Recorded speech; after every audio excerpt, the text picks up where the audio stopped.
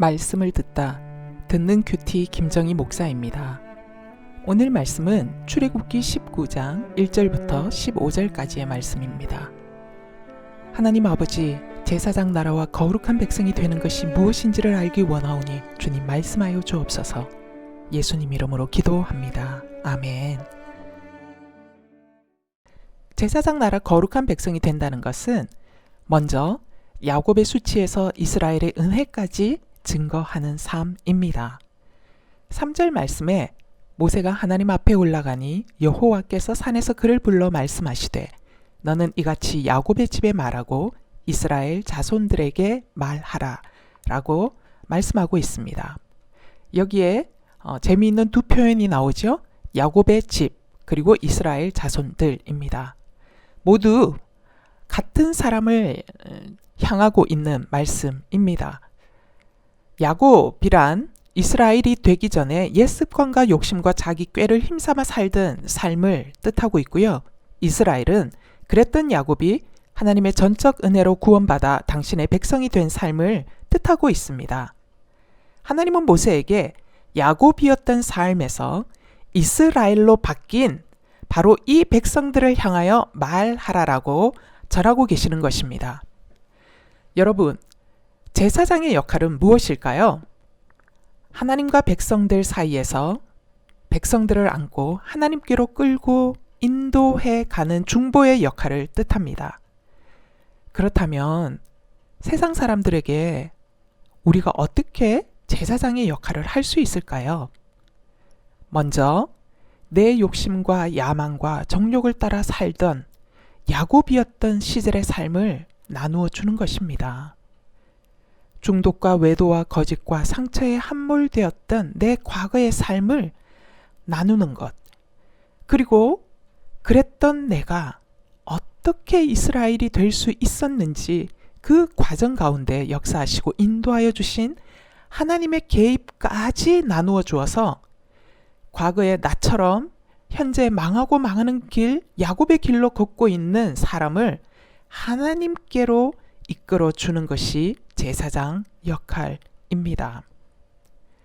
우리가 부끄럽지만 욕심과 정욕을 따라 살아갔던 옛 과거의 야곱의 모습처럼 살아갔던 그 이야기를 나누는 이유가 무엇입니까? 그 이유는 딱 한 가지, 한 사람을 살리기 위해서입니다. 한 영혼을 살려내기 위한 이 간절한 바람 때문에 우리가 그렇게 하는 것이죠. 그렇습니다. 바로 이러한 모습이 제사장 나라의 삶이며 거룩한 백성의 삶인 것입니다. 묵상 질문입니다. 이혼과 외도와 낙태와 음란과 중독, 내 뜻과 욕심만을 추구했던 과거 야곱의 시간을 한 사람을 살려내기 위해 기꺼이 오픈하며 나눌 수 있습니까? 내 과거의 수치를 기꺼이 드러내어서라도 지금 시급히 찾아가서 살려내어야 하는 한 사람은 누구십니까? 제사장 나라 거룩한 백성이 된다는 것은 두 번째, 오직 하나님만을 드러내는 삶입니다. 4절 말씀, 내가 애굽 사람에게 어떻게 행하였음과 내가 어떻게 독수리 날개로 너희를 업어 내게로 인도하였음을 너희가 보았느니라.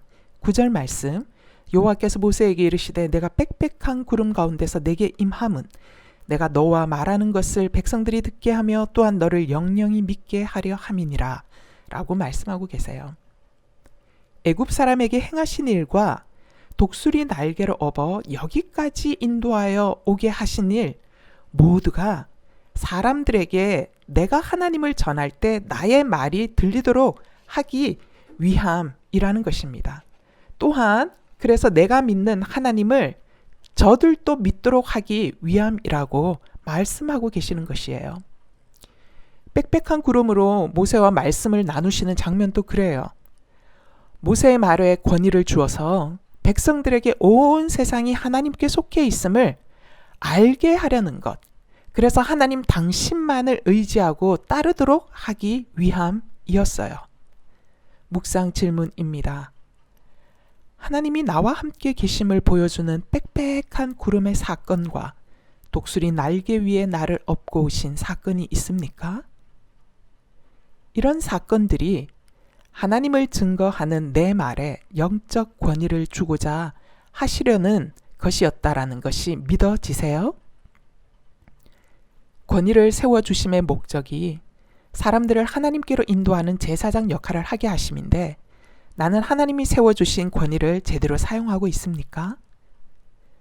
지금 내가 서 있는 위치가 가정이든 직장이든 사람들을 안고 하나님께로 이끌어 안내하는 제사장의 자리, 거룩한 백성의 자리로 두셨음이 인정이 되십니까? 제사장 나라 거룩한 백성이 된다는 것은 세 번째, 날마다 깨끗이 씻어야 합니다. 10절 14절 말씀이에요.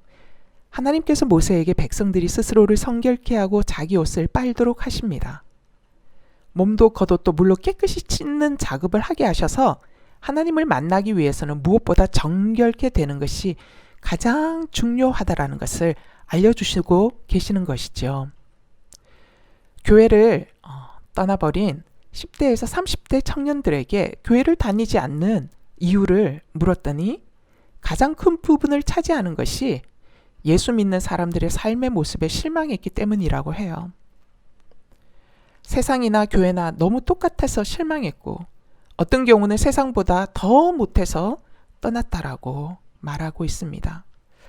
저들의 말에 아니야, 그건 아니야 라고 하기에는 젊은 청년들의 이야기가 맞는 부분이 정말 많기 때문에 듣는 우리의 마음이 가슴 아프지 않겠습니까? 우리들이 제사장 역할을 감당하려면 무엇보다도 정결케 되어야 한다라는 것을 이제 교회를 떠나간 가나안 성도들의 입술을 통하여 하나님께서 저희들에게 말씀하고 계시는 것 같아요. 여러분은 어떠세요?